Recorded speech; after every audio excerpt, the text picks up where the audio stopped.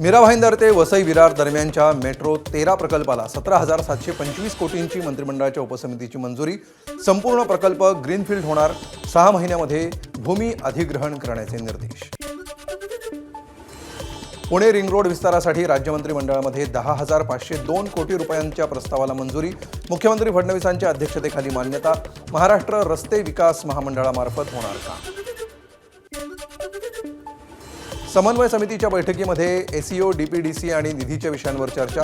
15 दिवसांमध्ये महामंडळाबाबत निर्णय होणार। गिरीश महाजनांची माहिती। मुंबई विद्यापीठाचा मोठा निर्णय। परीक्षार्थींना आता 30 मिनिटे अगोदर पोहोचणं बंधनकारक। विद्यापीठ आणि संलग्न महाविद्यालयांना नियम लागू। विद्यार्थी आंदोलकांवरील पोलिसांनी लाठीचार्ज केल्याप्रकरणी सुप्रीम कोर्टाचे उच्चस्तरीय समिती स्थापन करण्याचे आदेश। न्यायमूर्ती आणि निवृत्त महासंचालक दर्जाच्या अधिकाऱ्यांचा समितीत समावेश। पुण्यातील वाहतूक कोंडी, हॉकर्स आणि वाढत्या अपघातांच्या प्रश्नावर महत्त्वपूर्ण बैठक। तोडगा काढण्यासाठी सल्लागार समिती नेमण्याचा निर्णय। बेस्टचे 23 आगार खासगी संस्थांना देण्याच्या निर्णयाविरोधात काँग्रेसकडून भाजपविरोधात घोषणाबाजी। यापूर्वी झालेल्या व्यवहारांची श्वेतपत्रिका काढून माहिती जाहीर करण्याची मागणी।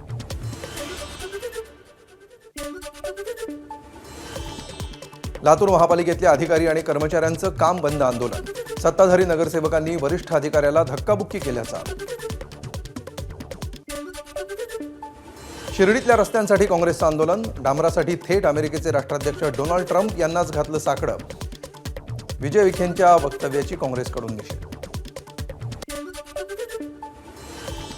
भंडाऱ्यातल्या बोंडे गावातील जिल्हा परिषद शाळेमध्ये पालकांचं आंदोलन। पुरेसे शिक्षक नसल्यामुळे पालक आक्रमक। रस्त्यावर शाळा भरवत पालकांचा ठिय्या।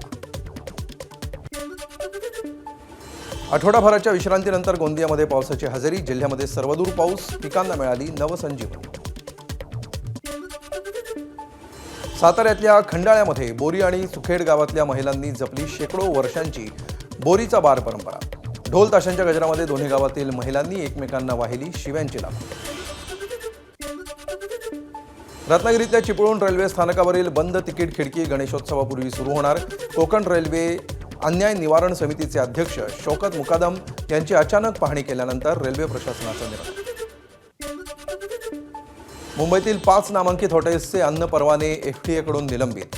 बनावट पनीर, मुदतबाह्य रंग, अस्वच्छता प्रादुर्भावामुळे अन्न सुरक्षेसाठी एफडीएची धडक कारवाई। मुंबईच्या चेंबूरमधील झेप्टोच्या स्टोअरचा अन्न परवाना एफडीएकडून निलंबित। तापमान नियंत्रण, स्वच्छता आणि किडींच्या प्रादुर्भावातील त्रुटींमुळे कारवाई। सुधारणा नोटिशीनंतरही अहवाल न दिल्यामुळे निर्णय। भंडाऱ्यामध्ये जुन्या वैमनस्यातून 16 वर्षीय शालेय विद्यार्थ्याची हत्या। घटनेनंतर आरोपीनं स्वतःहून पोलीस ठाण्यामध्ये केलं आत्मसमर्पण।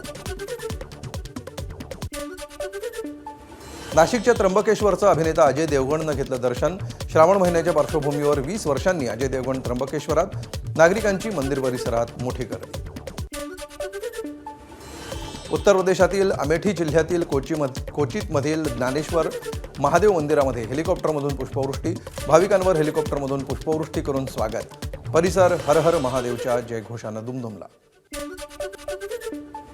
2025 मध्ये क्रीडा क्षेत्रामध्ये उत्कृष्ट कामगिरी करणाऱ्या खेळाडूंना अर्जुन पुरस्कार जाहीर।